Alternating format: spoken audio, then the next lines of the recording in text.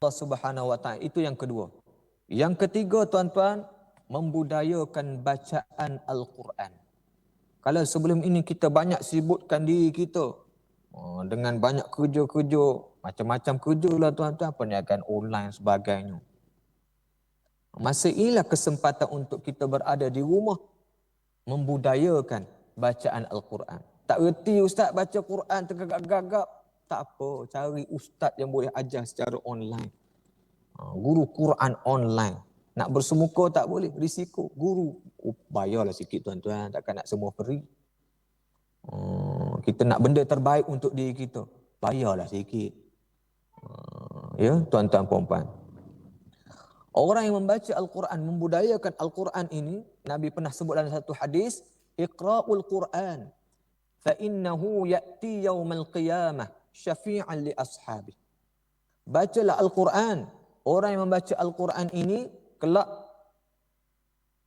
akan sampai syafaat pertolongan kepada dia. Al-Quran ini akan memberi syafaat dan pertolongan kepada dia bila dia membaca Al-Quran. Itu yang ketiga tuan-tuan, membudayakan bacaan Al-Quran. Kalau boleh kita alunkan bacaan Al-Quran itu dengan nada alunan yang sempurna. Tuan-tuan puan-puan yang dikasihi oleh Allah Subhanahu wa taala. Seorang sahabat Nabi yang bernama Abdullah bin Mas'ud, seorang yang sangat indah bacaannya.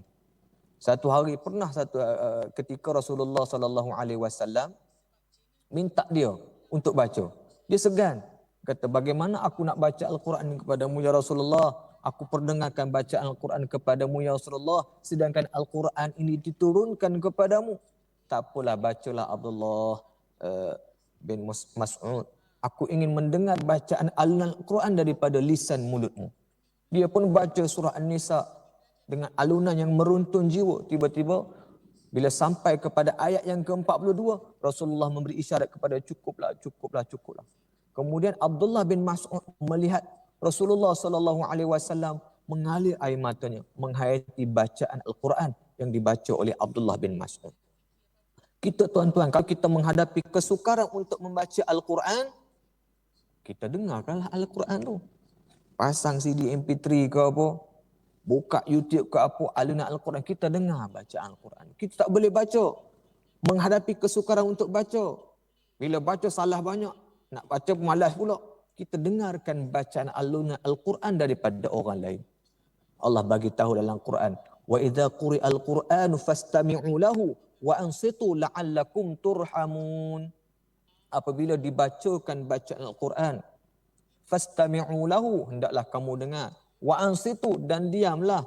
La'allakum turhamun, mudah-mudahan kamu beroleh rahmat. Begitu tuan-tuan. Dia banyak kaedah sebenarnya Al-Quran. Kita tak boleh baca, kita dengar orang lain baca. Tapi yang seronok, yang bestnya kena baca je. Baru kita dapat pahala yang besar di sisi Allah Subhanahu wa ta'ala. Kemudian yang seterusnya tuan-tuan. Yang seterusnya yang keempat. Alang-alang kita dah berada kat rumah ni tuan-tuan, anak kita tak bersekolah, kitalah jadi guru pada anak-anak kita. Baru kita tahu mencabarnya tugas menjadi guru ni. Guru dekat sana nak kena kontrol 35 orang, 30 orang, 25 orang murid dalam kelas. Itu pun ada lagi dalam kalangan kita yang duk ajar guru. Buat macam ni cikgu. Kenapa cikgu tak buat macam ni? Pening cikgu tu. Bagilah kebebasan kepada cikgu itu mengajar, mendidik anak kita mengikut variasi ilmu yang dia ada. Ini kita ajarkan kepada dia begitu begini. Cuba kita ajar kat rumah. Ini kesempatan untuk kita ajar anak-anak kita kat rumah. Macam mana? Anak kita seorang dua orang je, cuba tengok macam mana.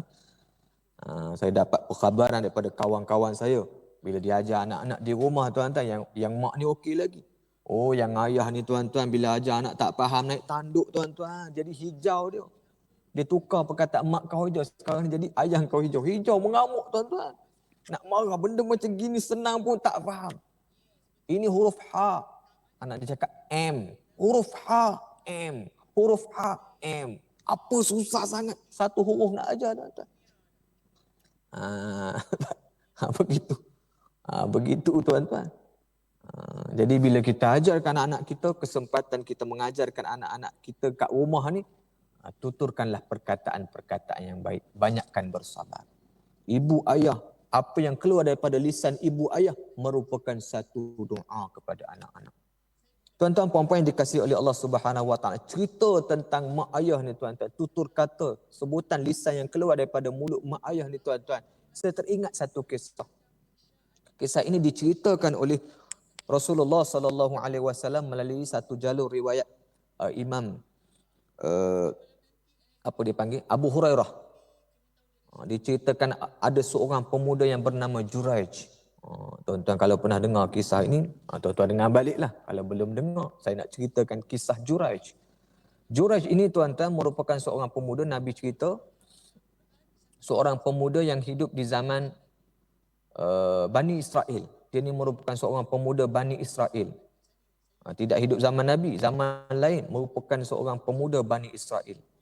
Dan dia ini tuan-tuan puan-puan seorang yang suka untuk melakukan ibadah. Cinta kepada ibadah. Bila dia solat, dia merasai kelazatan dalam ibadah yang dia lakukan. Dan Juraij ini dia ada seorang ibu. Ibu ni dah tua. Dia duduk asing dengan ibu dia. Kadang-kadang ada satu hari ibu dia melawat dia. Kadang-kadang ada satu hari dia pergi melawat ibu dia. Hubungan dengan ibu dia jaga. Satu hari, dia Juraij ini tuan-tuan, dia bina satu mihrab. Satu tempat peribadatan dia. Tempat untuk dia solat. Tempat dia melakukan ibadah. Bila dia melakukan ibadah, dia solat, dia khusyuk, dia merasa kelazatan, orang tak boleh kacau dia. Satu hari nak dipendekkan cerita tuan-tuan. Bila dia melakukan solat, datang ibu dia panggil dia. Juraij, ibu dia nak melawat dia, panggil dia. Juraij. Dan dia masa itu tengah solat, tengah melakukan ibadah kepada Allah Subhanahu Wa Taala. Dan hati dia berkata masa itu, Ya Allah, ibuku memanggil. Antara aku dengan ibuku dengan dirimu, aku nak utamakan siapa ya Allah. Lalu Juraij pun mengambil keputusan untuk teruskan solat dia tanpa mempedulikan seruan panggilan ibu dia. Dan ibunya tahu Juraij ini tengah solat. Tenggelam dalam kelazatan dia tengah solat, dia pun balik. Esok datang lagi panggil Juraij, Juraij. Ibu rindu kepada anak. Dan masa tu kebetulan dia datang waktu timing tak kena tuan-tuan. Masa tu Juraij tengah solat lagi tuan-tuan. Ya Allah, berdoalah Juraij dalam ibadah. Ya Allah, ibuku memanggilku. Siapa yang aku harus pilih antara ibuku dan juga kamu ya Allah. Lalu Juraij pun mengambil keputusan untuk teruskan solat dan mempedulikan panggilan ibunya. Kemudian ibunya pun balik. Esok ibunya datang lagi. Berulang kali panggil Juraij, Juraij. Timing tak kena tuan-tuan. Juraij tengah solat. Kawan ni tenggelam dalam kelazatan ibadah solat pada Allah Subhanahu Wa Taala. Dan ni lisan doa yang keluar daripada mulut ibunya. Ini kita kena hati-hati tuan-tuan. Bila kita sebut satu perkataan kepada anak-anak, sebutkan perkataan yang elok-elok. Hati-hati. Ibu Juraij ini dia bagi tahu kepada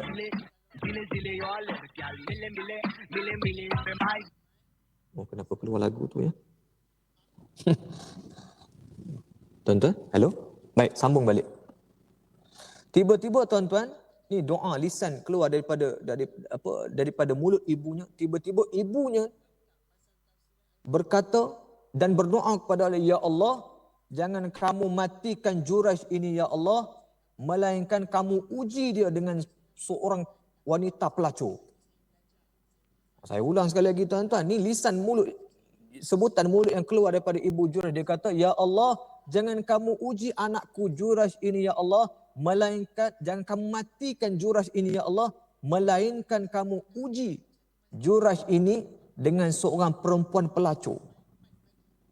Makbul tuan-tuan doa ibunya.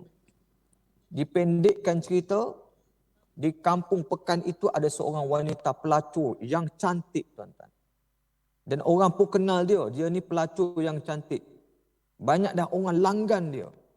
Kemudian satu hari ada geng-geng gangster, suatu kumpulan lelaki. Dia sembang-sembang lah, gangster Samdol lah ni. Dia cabar perempuan pelacur tadi untuk pergi goda Juraij. Perempuan tadi pun sambut cabaran tu. Aku akan goda Juraij ahli ibadah ini tanpa mengenakan apa-apa bayaran. Pergi dia cari Juraij, cuba untuk goda Juraij. Dan disebutkan dalam riwayat itu, Juraij tak pandang pun dia. Dan dia pun balik dalam keadaan kecewa. Kecewanya dia, dendamnya dia, bencinya dia kepada Jurash ini bila dia balik, dia berjumpa dengan seorang pengembala kambing yang kebetulan ada dekat kawasan ibadah Jurash itu. Dia godanya pengembala kambing itu dan akhirnya dia berzina dengan pengembala kambing itu, hamil 9 bulan, 10 hari, mengandung. Akhirnya lahirlah bayi hasil daripada zina dengan pengembala kambing. Bila dia dah melahirkan anak, orang tanya dia, ni anak siapa ni? Dia pun bagi tahu, ini anak Juraij. Anak siapa ni betul ni? Anak siapa? Ini anak Juraij.